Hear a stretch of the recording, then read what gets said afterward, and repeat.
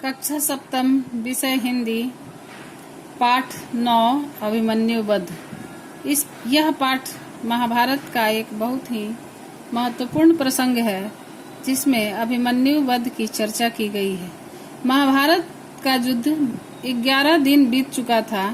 12वें दिन के युद्ध के बाद दुर्योधन बहुत उदास था। उसने दुखी होकर द्रोणाचार्य से कहा, आचार्य, हमारी बहुत बड़ी सेना नष्ट हो चुकी है। पांडव बहुत उग्र और प्रबल हो रहे हैं। युधिष्ठिर को पकड़ने की आपकी प्रतिज्ञा भी पूरी नहीं हुई। पांडवों के प्रति आपका स्नेह है, नहीं तो युधिष्ठिर को पकड़ लेना आपके लिए कोई बड़ी बात नहीं।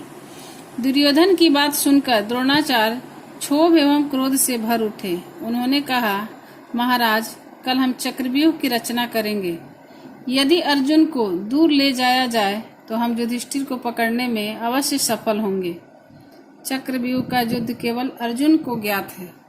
पूर्व योजना के अनुसार अगले दिन युद्ध प्रारंभ होते ही त्रिगर्तों और संसप्तकों ने अर्जुन को ललकारा।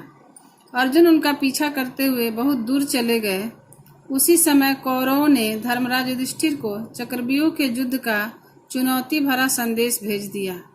संदेश पाकर महाराज युधिष्ठिर चिंतित हो उठे, क्योंकि उन 5 भाइयों में कोई भी अर्जुन के अतिरिक्त कोई ऐसा भाई नहीं था जिसे चक्रव्यूह भेदन आता हो। इसी समय अभिमन्यु ने आकर धर्मराज को प्रणाम किया और उनकी चिंता का कारण पूछा।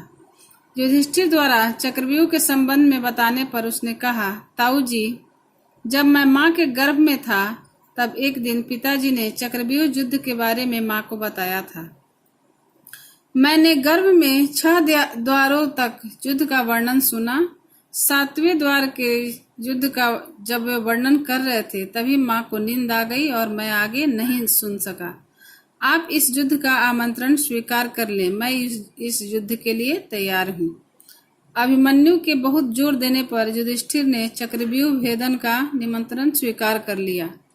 अभिमन्यु का रथ बाहर तैयार खड़ा था। वह तीव्र गति से रण क्षेत्र में जा पहुंचा। पांडव सेना हर्ष ध्वनि कर रही थी।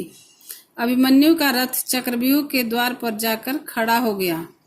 अभिमन्यु ने भीम से कहा, यह चक्रव्यूह का पहला द्वार है।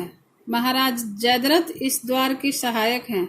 मैं इसका भेदन करता हूँ, आप मेरे साथ आएं।